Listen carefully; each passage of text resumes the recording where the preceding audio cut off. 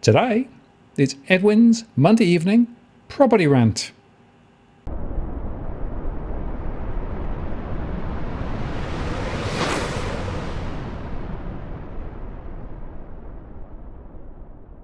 Hello again, it's Martin North from Digital Finance Analytics, where I've made this post covering finance and property news. It's Monday. Edwin is here. New look, Edwin. I have to get in early, Martin. The Albo and Co. real estate franchises are going to start rolling out. So I need a new look. I'm going to apply for 5 franchises. Okay, very good. Yeah, you're going in disguise, huh? That's it, in disguise. But look, I think it's going to be hot with all the migrants coming in and the need for housing, which we're going to talk about later on, as well as a lot of other things. But look, outside of all the headaches that are around that people are facing, the economic headaches and woes that they're facing, the government, is also somewhat facing with getting a bit of opposition there with regards to the housing policies and so forth. But outside of all that, I think you got to look at the flip side, and that is just think of the opportunity to buy Albo and Co. Real estate franchises. I think they're a goer. I think people should invest. I'm buying 5.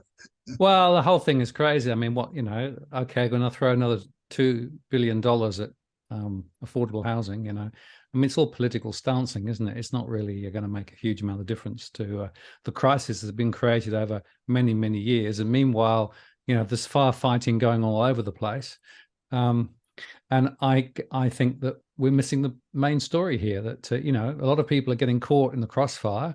A lot of people are still rushing to buy. I noticed that. And the listings are still ultimately down. And all of this stuff. I thought the most amusing thing, I was listening to, I think it was somebody from Queensland saying, well, that means that the policy will allow effectively social housing to be effectively created from buying construction that's already underway that was going to be for the private sector. So guess what? This is another bailout for the building sector. That's the story. That's the real story. That's the thing that nobody wants to talk about, right?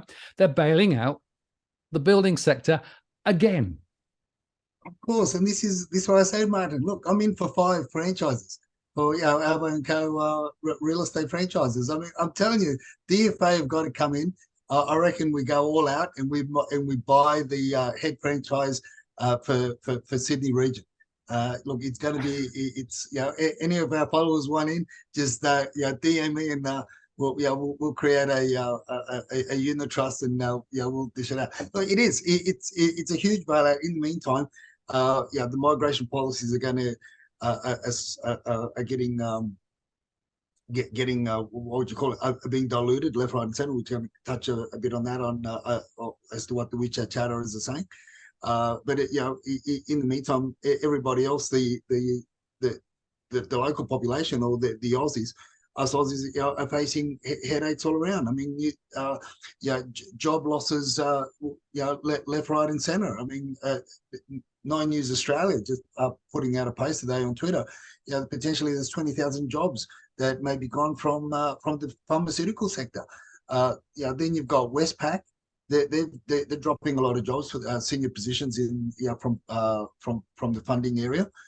Then you've got I've got other followers that DM me from time to time, and so it happened that this particular one DM me as well. He's in the IT industry, and his colleagues they can't get the same amount of dollars for the contracts that they were getting last year or the year before.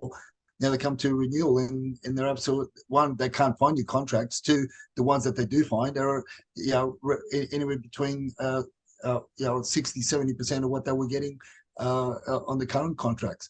So it's a big headache all around. And of course, as we said earlier on, the biggest headache is what David Taylor just put out on his tweet not too long ago, that the federal government has failed to get its key housing policy through Parliament, with the Greens and the opposition teaming up to delay debate on the legislation. I mean, it's interesting as you mentioned earlier on. I mean, there's all these delays around housing, around public housing, around the real issues that are facing the local Aussies. But let's get Bill Gates into the country and let's throw a couple of billion here and there, and let's order submarines that so potentially have a war with China. What is it? 2050, I think it is, that we get delivery of them. So I mean, it's a major headaches all around that we're facing.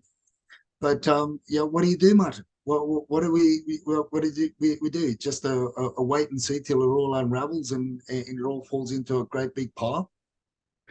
Yeah, it is interesting. The policy positioning that's coming through, right, is just nibbling around the edge of the big morass of a problem that's been created over a couple of generations, frankly.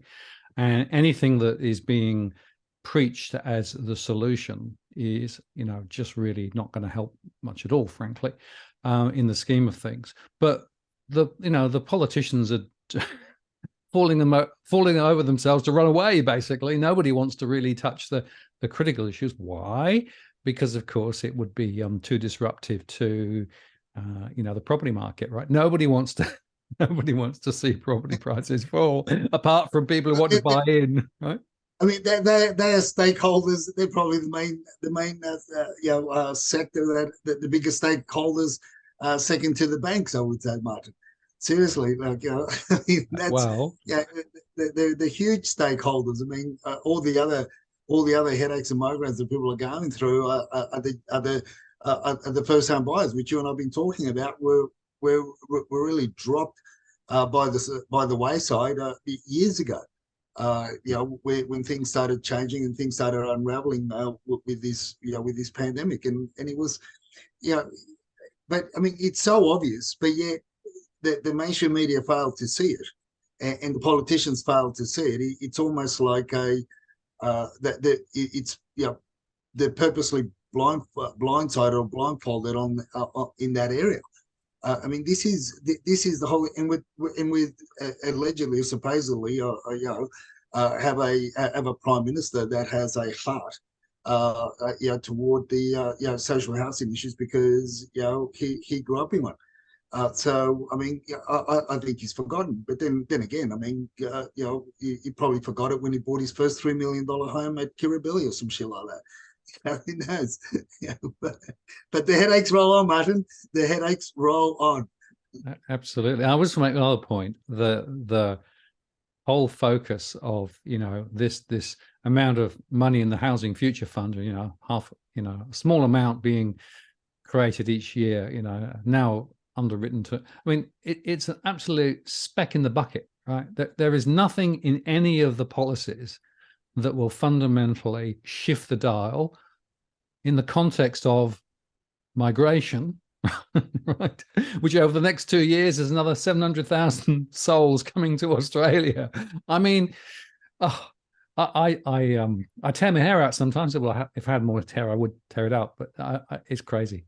Oh, look, it is, and this is the whole stupidity of it all. In the mainstream are just going along with it as though everything's hunky dory.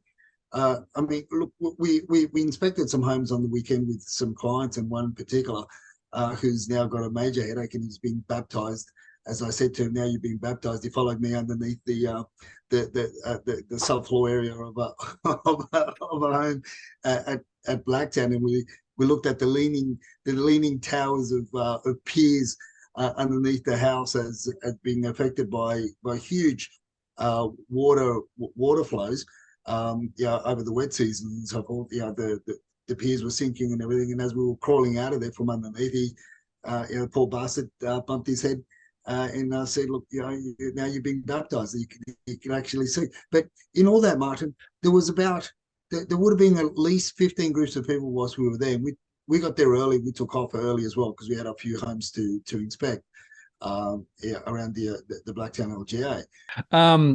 I'll tell you what, I mean, I was a surveyor for a number of years early in my career, and the guy that was training me made precisely the same point. Until you've banged your head in a roof area and underground, you haven't qualified, right? And I can tell you, I brained myself several times trying to get into places and looking for Death Watch beetle and up in the roof trusses, looking at the the leaks in the roof. So it's an important part, isn't it? Oh, look, it is, and at least you try to get in, Martin. Nowadays, the little princesses, they can't move, a 20-kilo bag or a 15-liter drum of paint that's in the way of their engine. I mean, on the weekend, went to an apartment complex, right? And I asked the agent for the access for the subfloor area because it's an old 60s build apartment complex, and it's built on piers.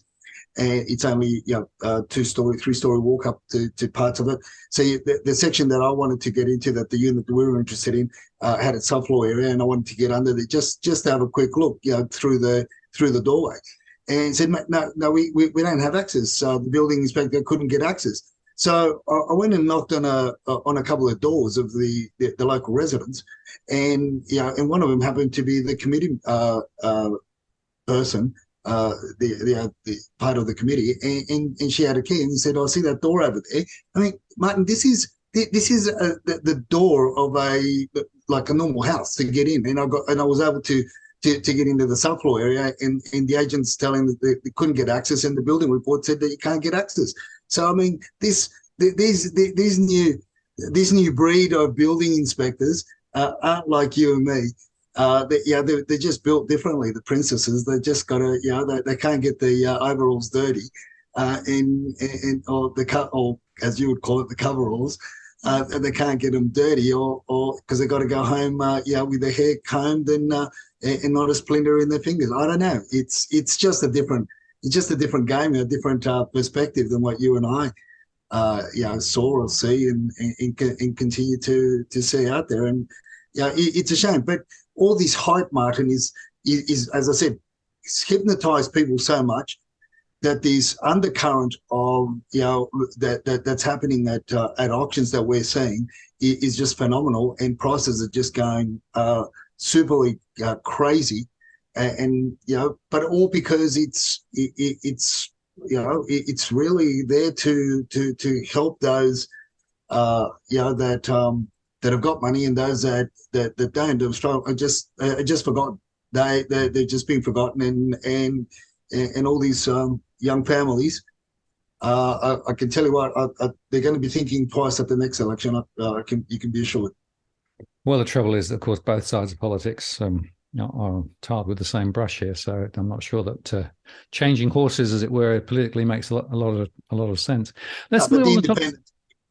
The independents. Yeah. Well, but their housing policies all over the place too. So wherever you turn, right, nobody wants to touch this large, smelly thing that we've got, right? I mean, people need to rise up, Martin. People need to rise up. That's right. Create a new housing-led political party that we're going to solve the housing problem, right? Because actually, it is probably one of the most significant issues facing Australians, but also other countries too. In the UK, so for example, they've just come out and said more than 1 million people in the UK are now going to get caught with these significant rises in interest rates, a lot of homelessness. So these thematics that we talk about in Australia, I'm seeing in the UK exactly the same. It is a failure, a political failure, an economic failure, a social failure. And the consequences, of course, hit those least able to deal with it, right? Because, of course, if you've got a property without a mortgage, or if you've got a significant amount of income coming in, it's not really going to hit you, but it's the ones that actually are in that other bucket, the strugglers, the people who are really caught, and more are falling into that bucket. So this is a significant long-term social issue, and I get very concerned that the politics of it overtake what really needs to be done. But hey, that's why I'm not in politics, I guess. Well, that's it. Let's go to WeChat chat, right? So the local chatters, the migration gates are open. Let them come. Oh, look, let them come. This is it. In May of this year, the local chatters. This is the hot topics that are on the local WeChat chatter platforms. May they saw the biggest number of or surge of refugee application visas. And now, what's so significant about that is, in a nutshell, what they're saying, and our migration lawyers are saying, what this does, Martin, is this potentially gives the people that have been overstayed the local visas, what we refer to as the ghost migrants. They've overstayed their visas. Now they can basically make an application for refugee status, and guess what? Walk straight into pretty much 8 years of being able to work lawfully. The biggest groups that in this surge of refugee application visas that have been noted from May are obviously your Chinese chatterers and the Indian community. So, for what reason other than but for the as we said earlier on, that the government is really turning a blind eye to a lot of this, and really they really want the construction industry to kick along, and also hospitality and services industry, which then obviously as now because now they can actually work lawfully, they can now then open proper bank accounts, they can do a lot of other things. So it's going to put a huge strain on the taxpayer and the local economy. But what they're aiming to do is that the masters or the big brothers in the chatter groups are saying what that will basically mean is that hopefully we're going to see a drop in the exorbitant pays that are being asked for cash on hand payment structure that they're being under. Because as you know, if I pay somebody $100, let's say, to do a job cash in hand, but I've got to draw that from my company account, well, guess what? I'm paying $137 effectively, because I wear the $37 taxable output that I've got to hand over to the government. So it's not cost effective. So, well, there you go, Martin. There's one way that the government's looking at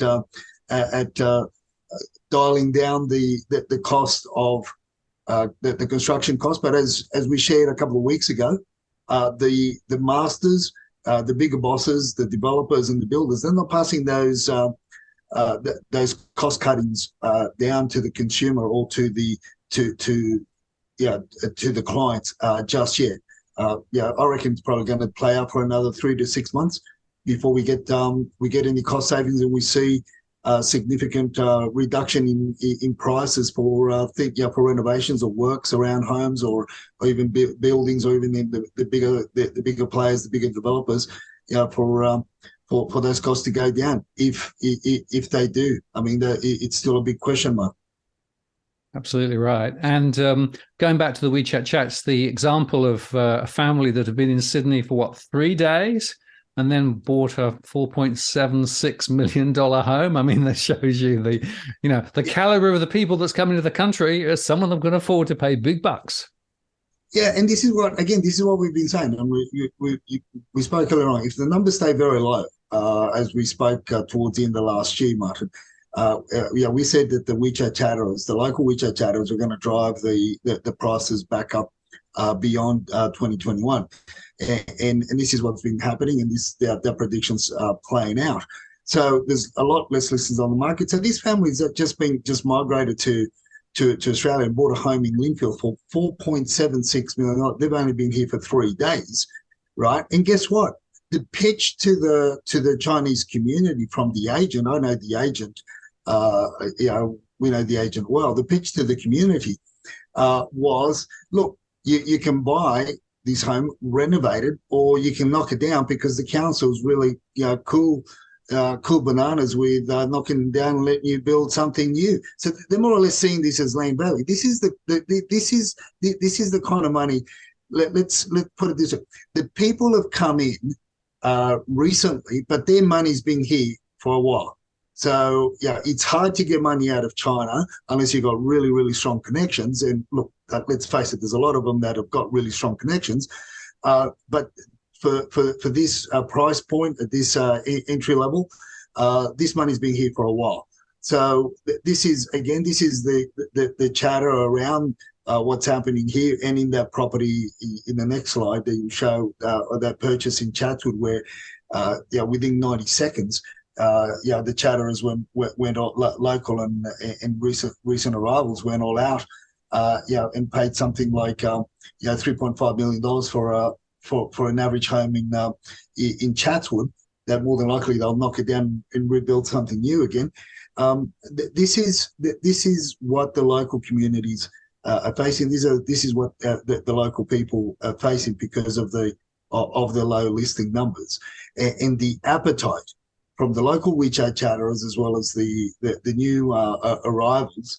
But let's make no qualms about it, Martin. This money's been here for a while. It's been parked. The people are just arriving now. And this all comes back to what we spoke in early 2022 with that whole run zero philosophy, which is run at any cost from China and take whatever you can from China. And from early 2022, but we already said potentially we could be here. I think and unfortunately with the low numbers, it's going to get worse unless those numbers double. Unless those not that double over spring and going into summer. Absolutely. And just another context for that. And in the first article, there was an article saying you need to build 329 new homes per day just for migrants, right? I mean, that's the quantum that we're actually, so the surge is, coming in. And of course, the building approvals at the moment continue to fall rather than rise. So there's a massive gap. Well, guess what happens? Significant supply versus demand. That tends to put more upward pressure on prices, and those who are able, such as the examples we looked at, just can bid up and drive the prices higher. It's pretty scary just to think about what is likely to happen as this plays out. Was it 1,300 new migrants come to Australia every day? Something like that. Look at what's happening in New York. Look, exactly. This is. But then again, our boy Dom flagged it. If you recall last year, he flagged it that he or the state government flagged for if you got empty rooms, you can. Why don't you reach out for for the young people to share your house. Let your house. That's what they're doing in New York. And that was one of the reasons why you moved to England, Martin. Because you didn't want to share your 10-bedroom house with people from Wollongong because you heard that Uppercut Adams was was trying to buy and he couldn't find anything, so you wanted to run away. Never had 10 bedrooms, but no, absolutely right. I mean, it's crazy, and it just shows you the quantum that's required versus the quantum of action that's actually, being politically preached at the moment. I guess the other point, going on through the articles, right? The agents are taking greater and greater and greater risks to try and get any listings at all that they can. Oh, this is going to, sooner than later. We raised the issue last week. As to how properties, or the week before, as to how agents are really, flaunting, or they're really flaunting, whatever you want to call it, with the law, and they are really on thin ice because more and more I'm coming across real estate agents that are actually got properties on the market for sale without a contract of for sale, and not only that, but as we shared, there was one agent in in the Bankstown region that actually took a property to auction, although he didn't. There wasn't an auction there as such, because he alleged that when I spoke with him, he alleged that the property was sold the day before I called him, and the auction was due the following within 6 days from when I called him. He alleged that the property had already been sold, which is all furbies, because I was talking to the agent that actually had the open listing in front of me. And she didn't know. I mean, it was just a mess. But bottom line is, both agents had contracts of sale that were 3 years old. One had advertised on Domain in Real Estate that the property was going to auction, so he's physically advertising the property for sale without a contract for sale, and without a selling agency agreement. You know, I mean, they're flaunting. They are really flaunting and flirting with the law. Now, the latest one, Martin, is, see, we've got access. We've got paid access to CoreLogic backend and a number of other websites that allow us to and give us information that have got old data. Some of it is not updated, and in many cases, when properties are going through probate, a lot of the new people that are going to be on title, whether it's siblings or whether it's the spouse that gets left behind, is going to be the sole person on title and so forth. Until all probate happens, none of that changes, right? So what agents are doing is what is unethical and is unconscionable, and they are trawling through that side. And I mean, we're not meant to. As I said, it's unconscionable, and they're calling the people direct from these websites. What the main one being CoreLogic, and they are calling. And guess what, Martin? As of today, one of our followers, one of our clients, has actually said, "Oh, so and so real estate from such and such area called us and asked for my dad because wanted to know if we were interested in selling the home." I mean, his father passed away over a year, just a bit on a year ago or so, and probate hadn't happened. And I mean, not only did one of the agents from that office call, but another, the licensee, I believe, called a second time asking for the same thing. And so when you've got the spouse that is still grieving, when you've got family members that are still grieving, and they're asking for a person that's passed away, and just bringing back memories. I mean, this is just unconscionable. But this is what they're doing, Martin. This is the risk that agents are taking and are doing. Because there's just not enough listings. It's really, on the one hand, you want to castigate them so much to basically throw the book at them, but on the other hand, you sort of think, shit. I mean, if you're not getting the listings to make the money, or you're obviously not putting food on the table, right?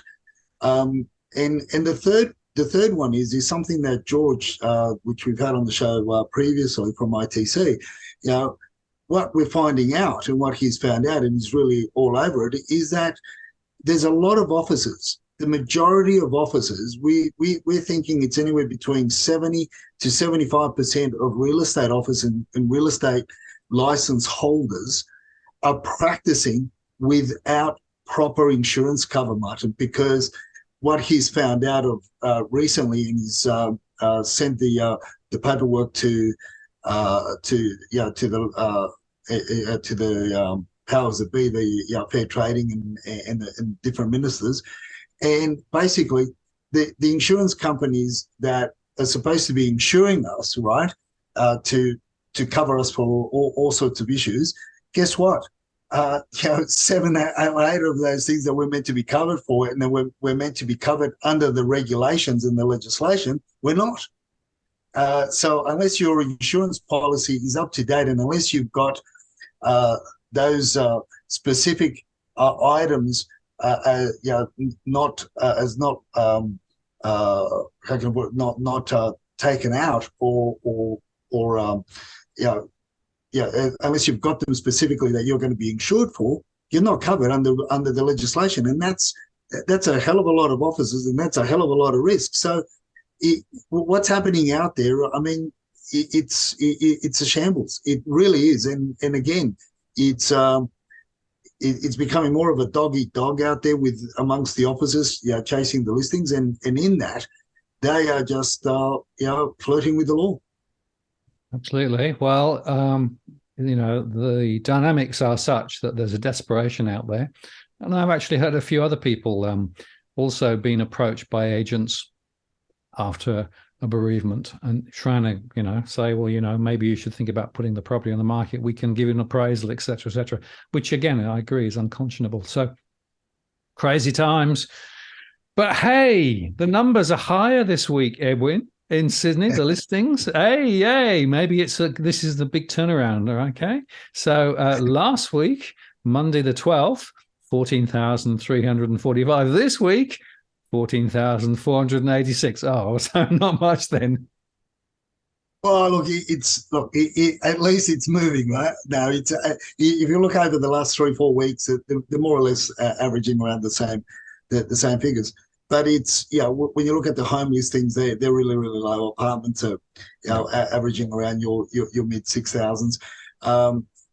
But the interesting thing between for this week's numbers, and I'll flag it as we're going to be moving into the numbers for Melbourne, is how there's almost for almost 5 times more land envelopes for sale in Melbourne than there is in Sydney, and that's been I've noticed that over the last month or two, and that's been growing in Melbourne.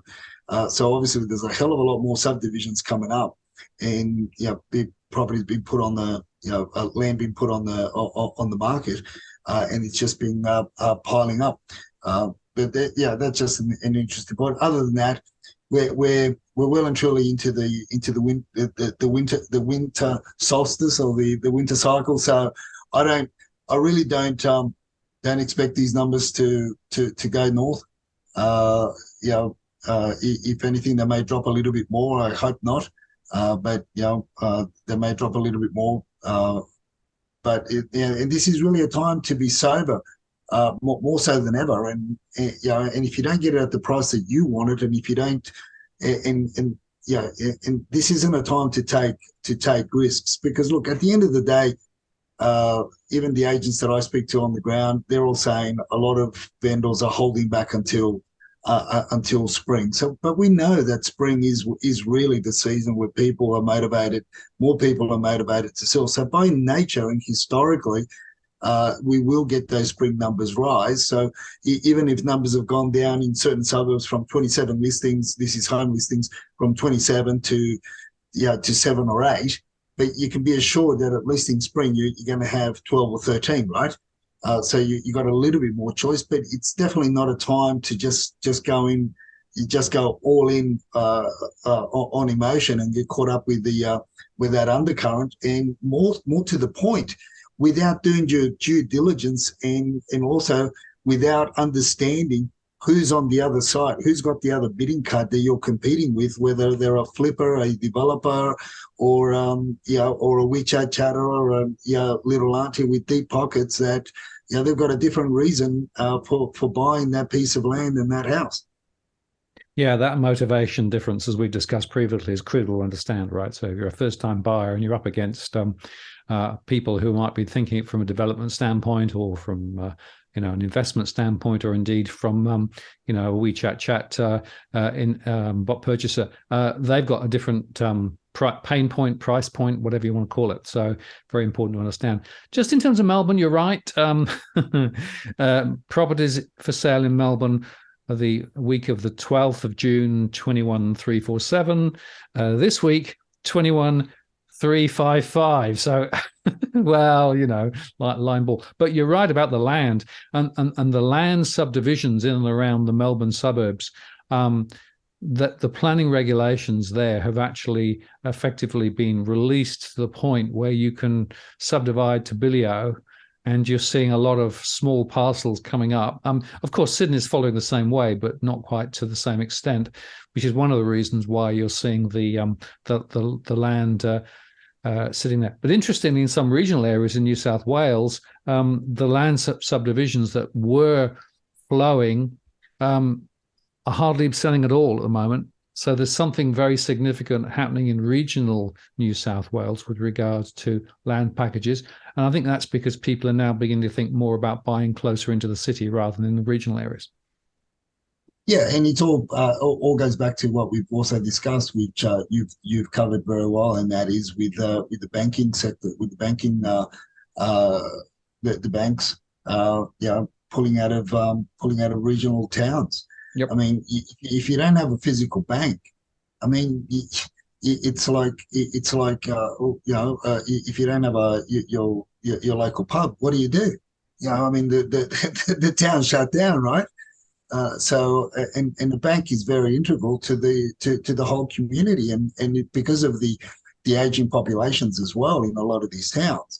So people are naturally going to gravitate and move, pick up stumps and move closer to the CBDs or the city regions, or to secondary cities. But even then, you look at the cost of home and land packages, or new homes or established homes in around Orange and Bathurst, and you see how they've increased in value, all because of the towns that have been further out and been decimated by the banks walking out, and businesses being hard hit by the whole pandemic and everything else. And also the natural disasters. It's just driving people closer to the East Coast. So you've got that. But look, again, I can see, there's a window of opportunity for many that are willing to travel back, maybe not as far as regional, back into the original New South Wales, but there's a lot of scope now. You can sort of see, within a 45, 50 kilometre radius of Sydney CBD, where again, because of people have moved closer to the city, but now they're finding that the prices are not something that they can afford. I can see people making that sacrifice of living a bit further out from your CBDs, and being prepared to commute that extra 20 minutes, half an hour, albeit on the train, to go to work. But make that sacrifice. But at least you've got a roof over your head. Or what's the alternative, Martin? Is be cramped in a 2-bedroom apartment, with 3 kids and 2 adults. We went to we inspected an apartment in the West. Now that I've got that thought in mind, is we inspected an apartment in the West, and what we noted were that in this 2-bedroom apartment in the West, there was 6 adults and 2 children in a 2-bedroom apartment. But that's all they could afford. That's all they could afford. It was owner occupied, but that's all they could afford, Martin. They're obviously looking at selling it in order to buy something. But they said the only way that we can house the amount of people that we've got in this 2-bedroom apartment is if we buy way further afield. Well, it's interesting because the statistics in terms of occupation are showing that there is now a bit of an increase again. So through COVID, a lot of people went to live somewhere separate, I guess, because they wanted the separation.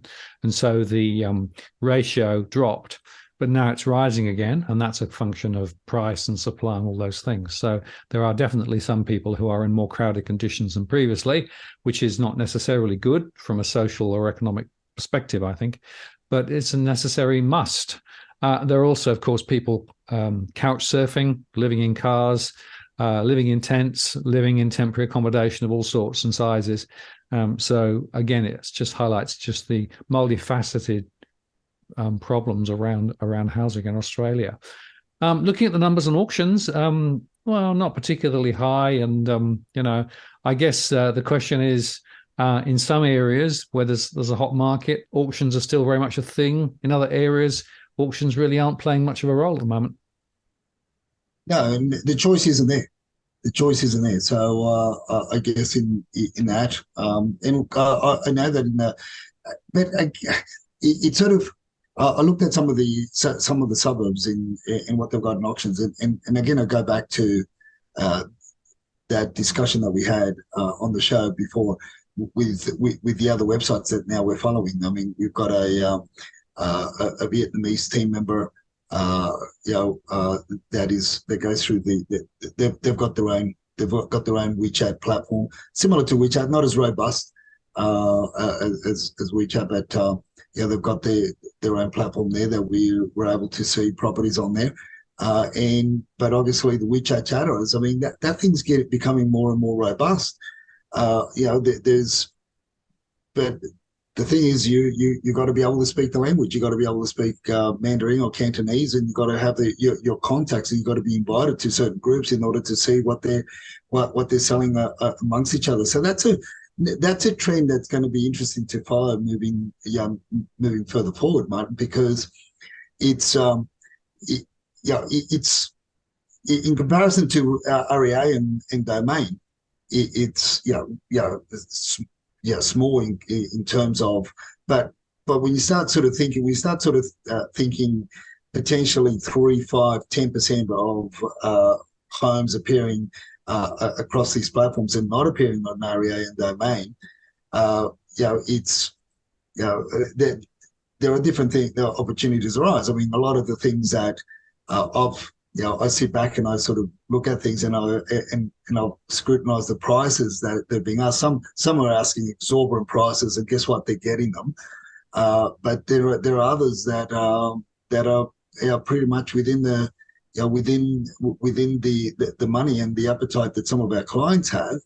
And so there's one thing for sure though, is that there's a lot less emotion and frenzy going on across these platforms than what you see in REA and Domain. And this is what you see in these, because of the low number of auctions participating. For some reason, the whole psychology and the whole mental, every man and his dog gets caught up in the auction clearance rates, and they make that out to be the bee's knees of property buying and selling, which is, as far as I'm concerned, I'm not. The only reason why we share it is because it's just another pile of numbers that that we tack on to and discuss the different things that are happening across the board. But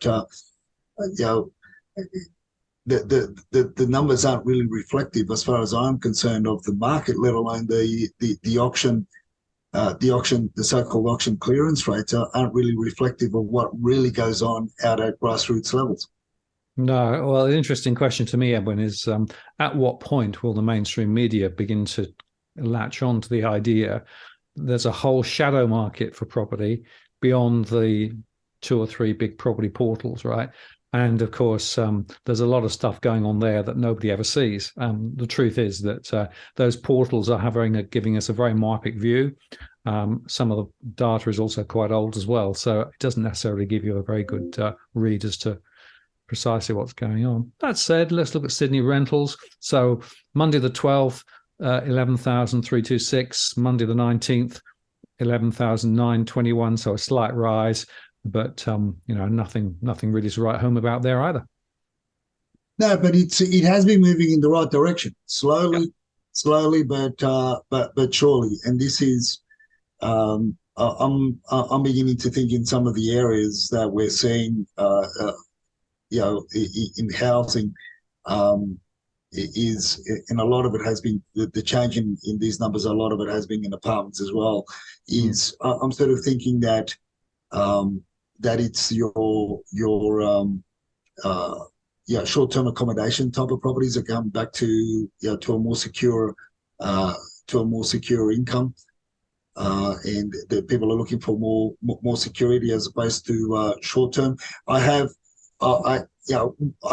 followed it up, but one of our followers DM'd me and told me that the Katoomba short-term lettings there, the Airbnb are taking the caning at the moment. I haven't checked it, but that's something that that's been posted and somebody DM'd me. So it may be the case there, but I know of other areas where where even friends and family members that have got homes in the South Coast regions, they're opting to go to long-term lettings for that reason. One, their lifestyles become busier in the city for them to look after a short-term letting accommodation properties that they've got down in the South Coast regions. and two, they feel that they feel a change happening, that they feel a little bit more secure if they have somebody there, fixed, on a fixed lease for 12 months, and potentially even one of my family members is going to offer their potential tenants 18 months to 2 years if they're willing to take it on. Yeah, interesting. And I think the rental dynamic is definitely on the shift in some areas. I was talking to somebody the other day who, again, in regional New South Wales, has started to see quite a flood of rental properties available, and the rents are dropping. Whereas, of course, closer into Sydney, it's another story.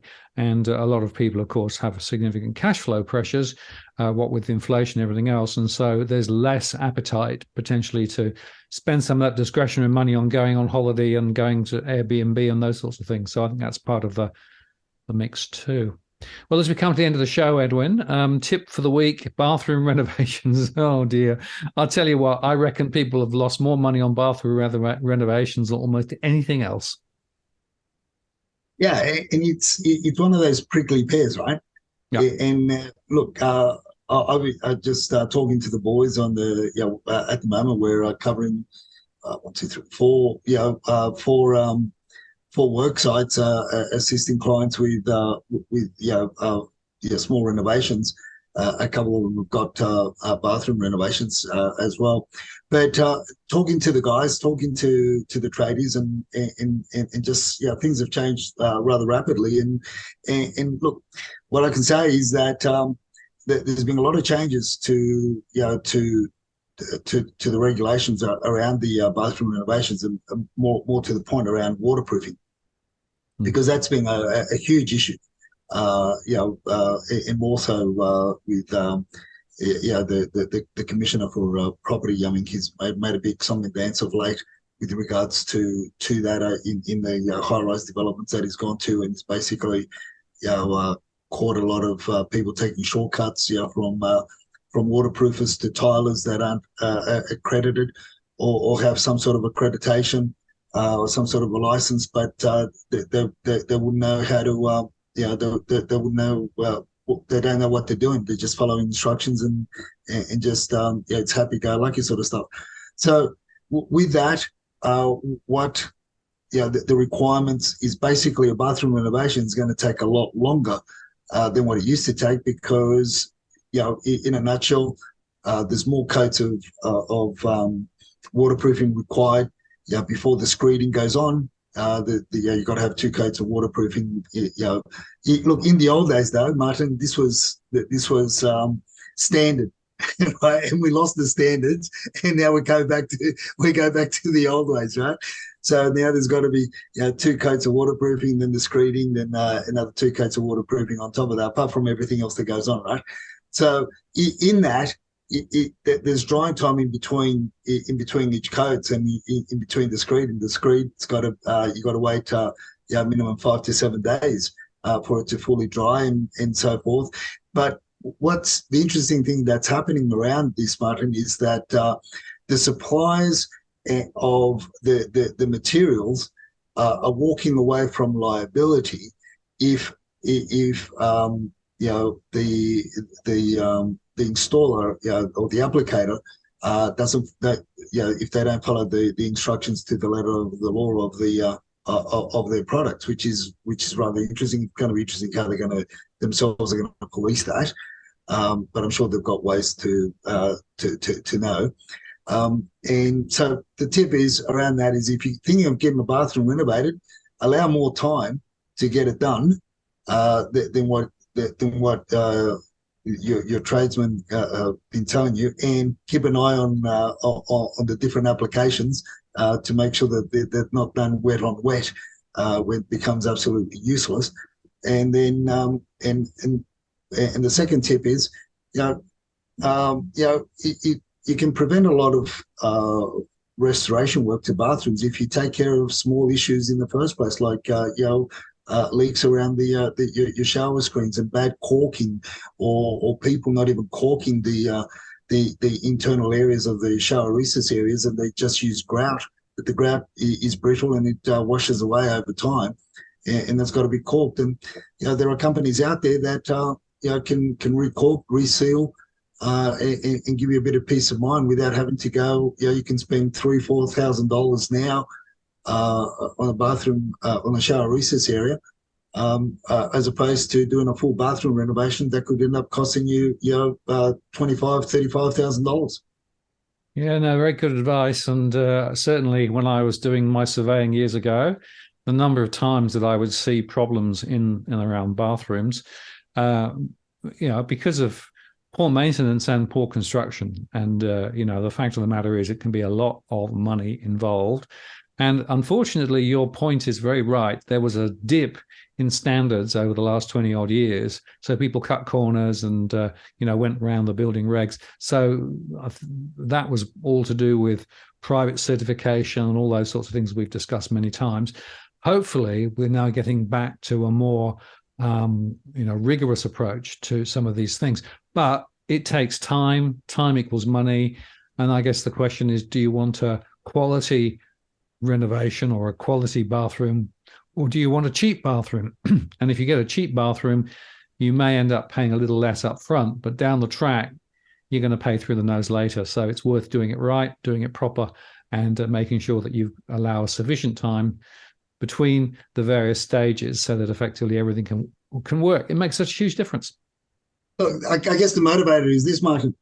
If you get it done cheaply and it screws up, and then you have to get it, you got to think of it this way: do you really want to go outside the house, go to a portaloo and pee there in the middle of winter?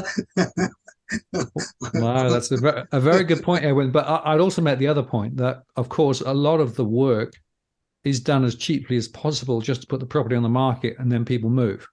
Right? Oh, yeah.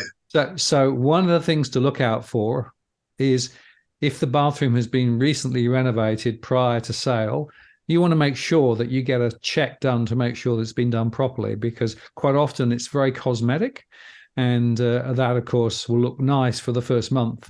And then it's a downhill. Or as I say to people, either that or you make allowances. You make allowances in your offer. Or the other one is ask the agent to get the vendor to give you the waterproofing certificates and the certificates from the adequate certificates from the people that did the bathroom renovation in the first place. I mean, the warranty's got to carry 5 years. Yep, absolutely. Yes, it's funny, isn't it? How often you look at the information in the agent's contracts, and the renovations for bathrooms were done 6 years ago. Very convenient. Oh, you can tell which ones have just been recently done. Anyway, good to. So you got your studio back, and we should book in a live show in a week or two, Martin. No, absolutely. Well, I was thinking we might do a live one next week. The studio's back and working now. It's still not fully automated, but it's back in one piece, and I'm just putting things more and more together. But I've now got the proper lights and the proper, So yeah, we should definitely do that. And I'll tell you what, taking the studio apart was a pain. Putting it back together again is a huge pain, because I've got to find out where all the bits are. I put them in all the containers and label them, but trying to find them now, it's a nightmare. So it's taken me a lot longer than I expected. But I'm back on air now. And we should definitely do a live show. I'll tic-tac with you and we'll post it, and we'll definitely do a live one. Yeah, but look, and I'll leave you with this one. But did your makeup kit arrive? Because you can't do a live show. You got your light. You said you got your lights, you got your studio, you got your cords, you got your plugs. But what about the makeup kit? Oh, I'll leave you to decide whether, in fact, the makeup kit arrived or not, Edwin. I won't comment on it. All right, you take care. Look after yourself. Have a good week, and talk to you next week. Take care. Bye-bye. Cheers.